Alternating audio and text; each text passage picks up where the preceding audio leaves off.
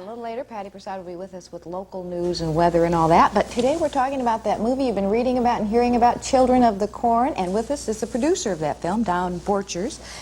And how'd you pick us? That's what everybody wants to know. What is the movie being, what are you doing making a movie in our area? Well, for this picture, there were several considerations. We made a list of the things that were most important to us, the number one being, what does the corn look like creatively? Because we had a lot of filming that had to be done in and around cornfields, on paved roads and dirt roads.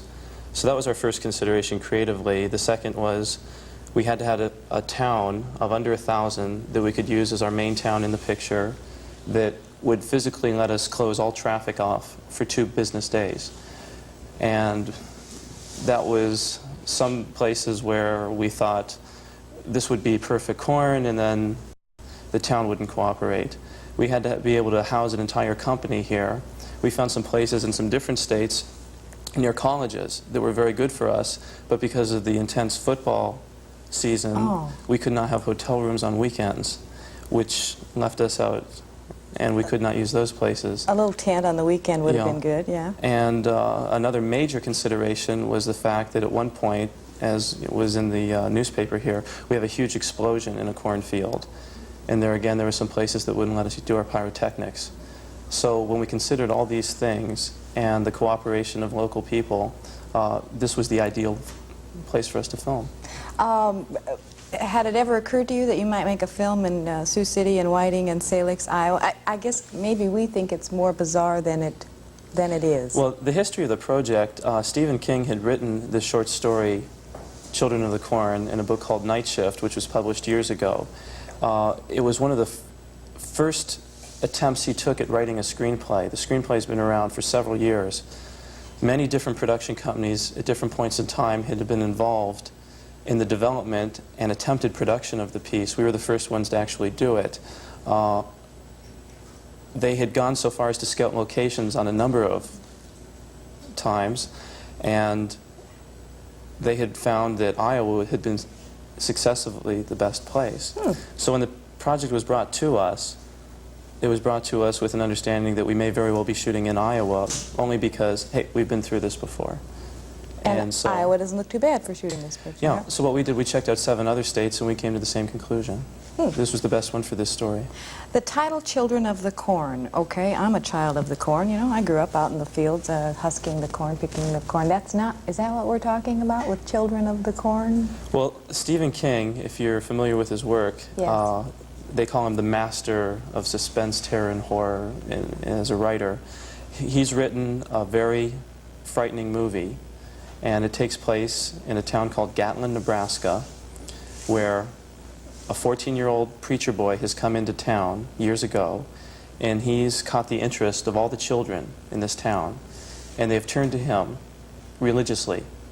And his society that he breeds the children into is very much oriented into the cornfields. They hang around cornfields. It's very much so. Okay. On farms. It's a farming community, the town that he's coming to.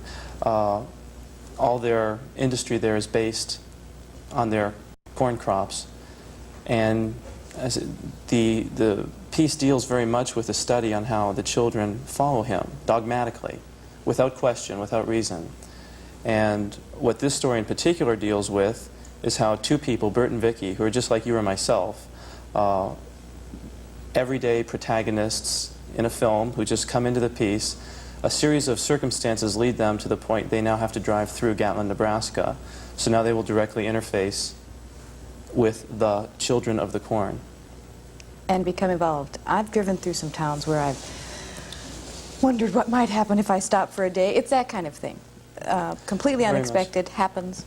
It takes place over one day. We meet them in their motel room in the morning. They get up, they go on the road, and they start driving. And then one thing happens, and then something else happens, and then... Is it a very scary film? I know you're not going to talk about specifics and what happened. Well, let's talk about Stephen King for one second. He's very scary. The Shining. Yeah, right. Carrie, Cujo, Salem's Lot. He has coming up Dead Zone, Christine, Firestarter, all films. All these pictures are very frightening. So you might Ours imagine, is no less frightening than those. Yes, you might imagine that it's going to be scary. Where did you film here? We did a lot of work for the shots that were inside, where we didn't have to see out in the areas. We did all that in Sioux City. There were times, you know, people would drive by streets and there would be these huge vans. That's us. That's you. Yes. And maybe a barrier and. Yeah, to block off the streets so people wouldn't, you know, get hurt in our equipment or anything like that. Then we've done driving shots with Bert and Vicky, you know, making their way across anywhere you can think of where in the beginning of September there was corn. We've got pictures of our cars driving in front of it. Then for the towns itself, we, to a great extent, used whiting and salix. You've been here how long? Well, the first location trip we took, just to make sure it was proper for us creatively, was at the beginning of August. We started to move the company here around the third week in August. And the entire company was in place here at the beginning of September. One of the reasons I asked is I know you've been here a while, but it's been kind of quiet, I guess, from my point of view. Have it hasn't attracted a great deal of attention. There's been media and all of that. But have you been able to just sort of go about your business without being... Very much so. It's been an excellent place to work. The people have been more than cooperative. I think the fact that we moved so quickly, we'll be 20 miles east one day and then 30 miles south one day. We're a very mobile unit. That very often the people who might see us the first day and want to call their friends to come because people are working or in school or this or that. You're gone then, right? If they wanted to see us the next day, we wouldn't be there. We very seldom shot at one place more than one day in a row, with rare exception. Where we did our night work, a farm south of here, we were there a number of days in a row, but it was very private. You know, we were off the road. Driving down the road, you'd never know we were there. We were deep in the recesses of their cornfields. Deep in the cornfields are never going to be the same, probably, after all that. Actually, most of the ones we shot at are already harvested. Oh, good. Yeah. Okay. You used extras, too, and there's been lots of talk about that. How many extras did you use? Do you have any idea? I don't know how many different ones we've used, but if you figure out on each given day we use this many or that many and called them man days, we've used several thousand man days by the end of the picture. How are Iowa extras? Do we They're do wonderful. okay? Do we? They're wonderful. In fact, we found one or two teenage boys in particular that take directions so well, we actually upgraded them into a part in the picture. Ooh. Yeah. One in particular was excellent, and we've made him a featured member of the community and started to give him lines. We started to write in some lines for him. We have a few people waiting to audition when the show is over down. We've got, see. as a matter of fact, they're all out there holding their stalks of corn waiting to do some work with you, okay? I'm not one of them. Right. Of course. Joe is. We're going to take a break, and when we come back, we're going to be joined by a cast member from Children of the Corn and talk more about their experiences in Siouxland. They thought it got a little cold here in the last month. Stay with us. We'll be back.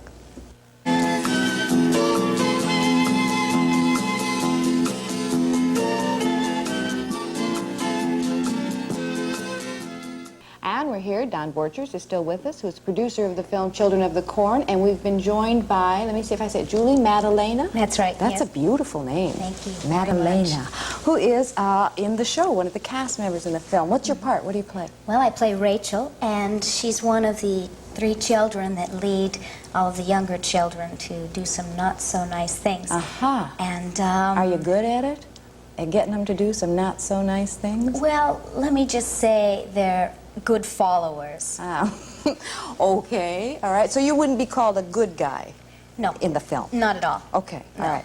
You know, Patty was talking about what a nice day it is today, right? And the two of you were telling me that you were surprised by our weather here as you were filming. Yeah, well, when we had looked at the locations in August and checked with our Farmer's Almanac and our Federal Guide to Climactic Weather through their atlas and asked everybody what the temperatures were like, they were saying the cold weather comes around the beginning of October, middle of October. And when the cold spell hit us last week, we were shooting nights. And we have short memories here. We expect our weather to be kind of unusual, but a week or two ago, it got down in the 30s. We're talking 30s and wind chill. Yeah, I think one wind chill was like 15 degrees. Yes. We'll just put on a coat, right? I mean, it's There cold. was frost out there, and we were very cold. We absolutely raided all the local sporting goods stores for winter clothes. And, Who love you. They all love Anything you. with long Yes. sleeves and legs and Very much so. fur. But, you know, we get out there right when it would be dusk and shoot all the way through the next morning at dawn. And the first few days we were not properly prepared the way we were dressed. Things were becoming a little bit slow. Morale was not great. And we were cold. But you're talking about, you know, buying the proper dress. But when you were actually performing, you could not be dressed properly. Am I right? Well, the way the show works, it takes place over a 24-hour period. So when we started in September, the clothes we had established our key principles in particular, our leading lady, Linda Hamilton, she wears shorts in the picture. And so now here she is. It's about 28, 29 degrees out there. And it's 2 o'clock in the morning, and we have to have continuity in the wardrobe because in the last scene that we had just shot, that's what she was wearing. In the next scene, which we had already shot, that's what she was wearing. This is the one in between, and now she's outside, Yes. and it's 28 degrees. Were you working that night? I was working the night that we had the frost on the ground, and all the children were out there.